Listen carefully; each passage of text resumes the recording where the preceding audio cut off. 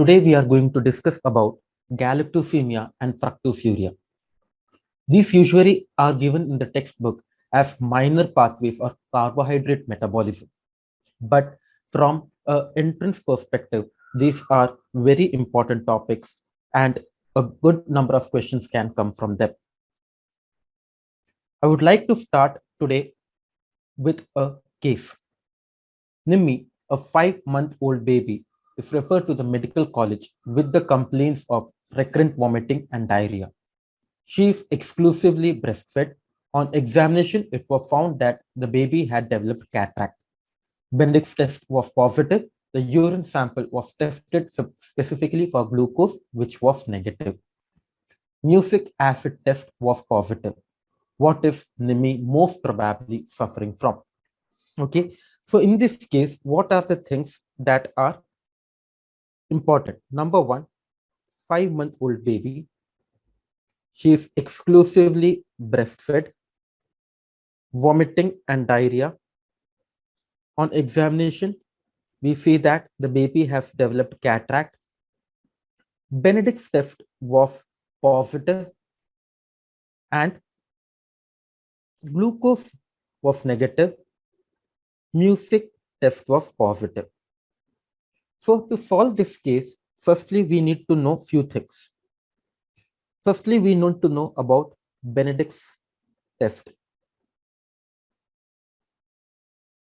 What is Benedict's test used for? Benedict's test, if positive,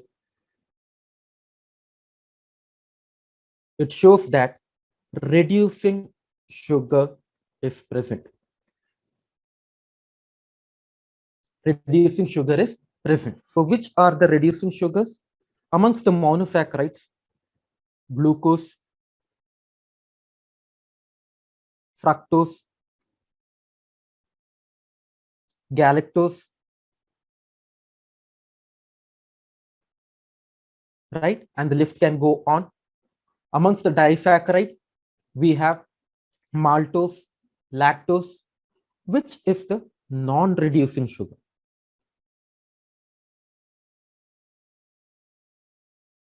It is sucrose. So sucrose will not answer a Bendix test. Is Bendix test answered only by reducing sugars? No. There are certain other substances apart from reducing sugars which can give a positive Bendix. These are substances like vitamin C, increased amount of glutathione, salicylates. All these can also give a positive Bendix. So in our patient, it is clearly said that the test for glucose in urine was negative. So we can mark off glucose. The next thing that is told is mucic test is positive. Which amongst these gives a positive mucic test? It is galactose. So the patient's urine has galactose. This combined with the other symptoms, the most important of which is cataract, right, shows that this baby is most probably suffering from galactosemia. Baby is most probably suffering from galactosemia. Let's quickly look into the metabolism of galactose. How does the body metabolize galactose? We get galactose from various dietary sources. This galactose is acted upon by galactokinase, which converts it into galactose 1-phosphate, right? ATP is used. This galactose 1-phosphate, with the help of galactose 1-phosphate uridyl transferase and UDP glucose, is converted to glucose 1-phosphate, which is further converted to glucose 6-phosphate with the help of mutase. This UDP galactose is converted back to UDP glucose with the help of epimerase. What happens to the UDP galactose? It can either be converted to lactose or incorporated into glycosaminoglycans, glycolipids, or glycoproteins. Now, is this the only metabolic pathway for galactose? No. Galactose can also be reduced to galactitol. Now, what are the conditions where you can get galactosemia? The deficiency or absence of galactose 1-phosphoruridyl transferase leads to the classical galactosemia. The non-classical galactosemia are caused by a deficiency of galactokinase and epimerase. The important point that you should focus here is, in the absence of galactokinase, we have increased amount of galactose, but no galactose 1-phosphate. But in the absence of galactose 1-phosphoruridyl transferase, we have increased amounts of galactose 1-phosphate. So, first let's talk about classical galactosemia. Classical galactosemia, the deficiency is galactose 1-phosphate uridyl transferase. There is accumulation of galactose and galactose 1-phosphate. This galactose 1-phosphate is injurious to liver, kidney, and brain. Whereas galactose gets reduced to galactitol, causing cataract, and it is commonly described as oil drop cataract.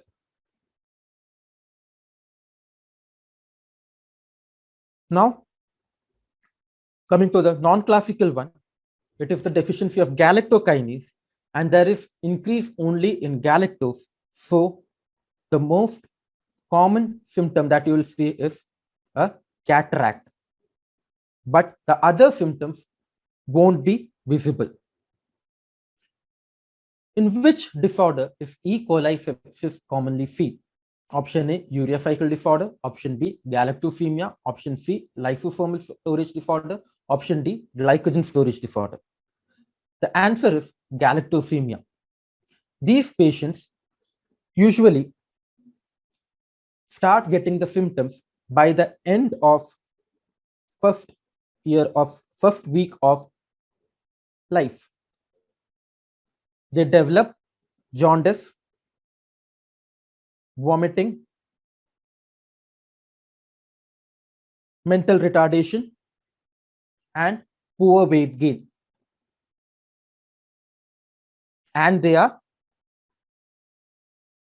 a high chance of E. coli sepsis. Let's try to solve this question. A newborn baby refuses breast milk since the second day of life, vomits on feeding milk, drinks glucose water. The baby developed diarrhea on the third day. By 7th day, she is jaundiced with hepatomegaly. The baby also developed cataract.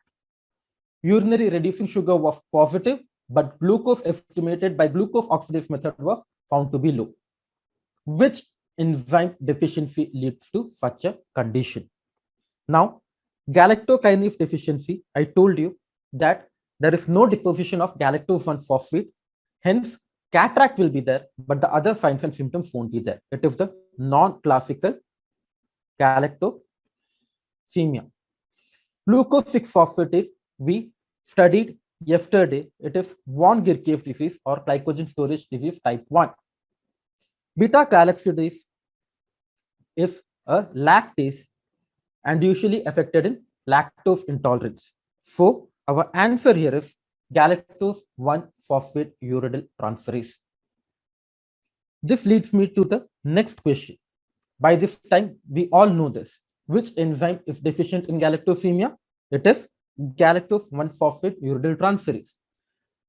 But what is the deficiency of fructokinase known as, and what is the deficiency of aldolase B known as? Fructokinase deficiency leads to a condition called as essential fructosuria.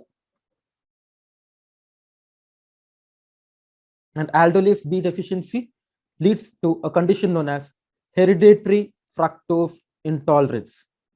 Hereditary fructose intolerance. Lactase gives rise to lactose intolerance. Since we have talking about fructose, let's discuss a little bit about fructose. Fructose metabolically can either be converted to fructose 6-phosphate with the help of the enzyme hexokinase, or it can be converted to fructose 1-phosphate with the help of the enzyme fructokinase, hexokinase, fructose-6-phosphate, fructokinase, fructose 1-phosphate. Fructokinase is present in liver, kidney, and intestine. This fructose 1-phosphate can either be converted into glyceraldehyde or dihydroxyacetone phosphate with the help of aldolase B. The third fate of fructose is it can be reduced to sorbitol. Glucose can also be reduced to sorbitol, and this sorbitol is converted to fructose. This is called as the polyol pathway, about which we will talk some other day. Right now, we will discuss about two things. Number one, fructokinase deficiency leading to essential fructosuria, and aldolase B deficiency leading to hereditary fructose intolerance. Hereditary fructose intolerance.